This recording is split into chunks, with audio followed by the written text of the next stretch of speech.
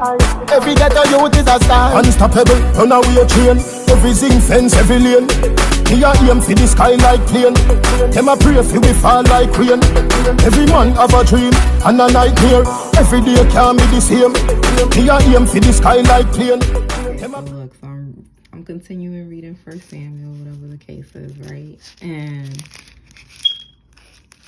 I'm just like, it's out of control just who and how we are as a people, because you can even see this even with children.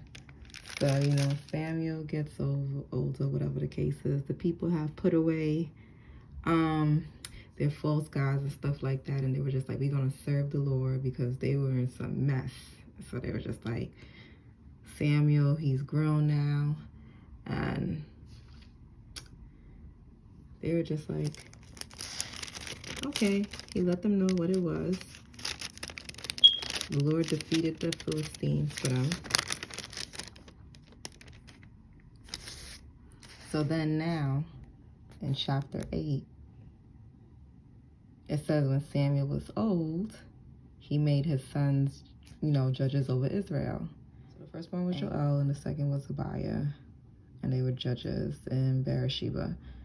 All right, and look, and then it says his sons walked not in his ways, but turned aside after lucre and took bribes and perverted judgment. So then all the elders of Israel gathered themselves together and came unto Samuel in Ramah and said unto him, Behold, thou art old, and thy sons walk not in thy ways. Now make us a king to judge us like all the nations. Look, they want to be like everybody else. They don't want to be different. So they mad. They like, your son's not acting right. Okay, and you old. You about to be gone. Give us a king. All right. Now, it says this thing displeased Samuel when they said, give us a king to judge us. And Samuel had to pray, because sometimes, you know, people say and do stuff to you, and you just got to talk to the Lord. You got to be like, Lord, because it gets you upset, right? All right, so going on to the next one, next few scriptures down. The Lord was just like, no, don't be upset, because you know what? It's not you they trying to play. It's me they trying to play. That I should not be the one that have reign over them. Like, I'm not their king. So they're trying to make it seem like, give me a king, like I'm not their king. And he's like, you know, after everything that they've been doing, you know, I got them out of Egypt, part of the Red Sea. You understand? Took them through, but they're, you know, rebellion and their foolishness, whatever, had them in the wilderness for like 40 plus or, you know, years. He's like, no. Go ahead and give them what they want. You're going to go ahead and I'm going to have you show them the manner of their king, or basically who their king is going to be, since they want a king so bad. And it's like Samuel told all the words of the Lord unto the people that asked him of a king.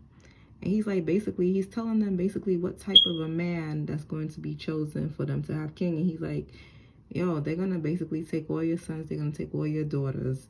He's going to have all your sons, have your daughters. And he's just going to be enslaving them, slaving them, having them work. Everything that he's going to be enjoying is going to be fruits of y'all labor. Like, he's like, this king is going to be enjoying the fruits of y'all labor. Like, y'all are going to be miserable.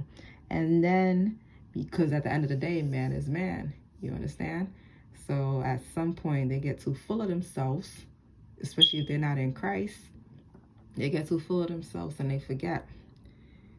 And the Lord, you know, Samuel was telling them all this, like, this is what the Lord said is going to happen. And y'all going to be crying. Y'all going to be crying. The Lord is not even going to listen to y'all, because he already told you.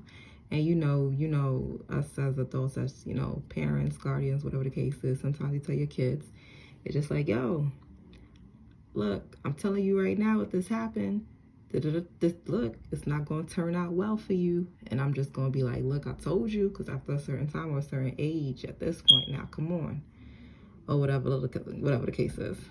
It says, nevertheless, the people refused to obey the voice of Samuel, and they said, nay. They're mad disrespectful. They said, nah, son, we want a king. Forget what you talking about. We don't even know what you talking about. Give us our king. They ain't even hearing none of that. Ooh. And it says, Samuel heard all the words of the people, and he rehearsed them in the ears of the Lord. And the Lord said to Samuel, look, at the end of the day, look, he said, hearken unto their voice and make them a king. He's like, at the end of the day, the Lord is still going to give you what you want. He's going to warn you, especially if it's something that's not going to turn out well for you. You understand? Yes, he's God. He's creator of heaven and earth. He's creator of all of creation. And, you know, he can make anything happen. But at the same time, there's a order to the Lord. It's not chaos. It's not chaotic. So just because he's God, he's just going to go ahead and just boom, boom, boom, just like this. Like there's no process. Or like we don't have free will. Like we don't have choices. The Lord doesn't want to enslave us. He doesn't want to make us slaves. He wants us to enjoy life. He wants us to make the right decision. But unfortunately, you know, Satan came into this world because Satan... that's a whole nother story. Anyway, that's another time. But the Lord said to Samuel, hearken unto their voice and make them a king. And Samuel said unto the men of Israel, go ye every man unto his city. So, you know, you guys go ahead and read the rest for yourself. I just wanted to share. Every ghetto youth is a star. Unstoppable, runaway train. Every zinc fence, every lane.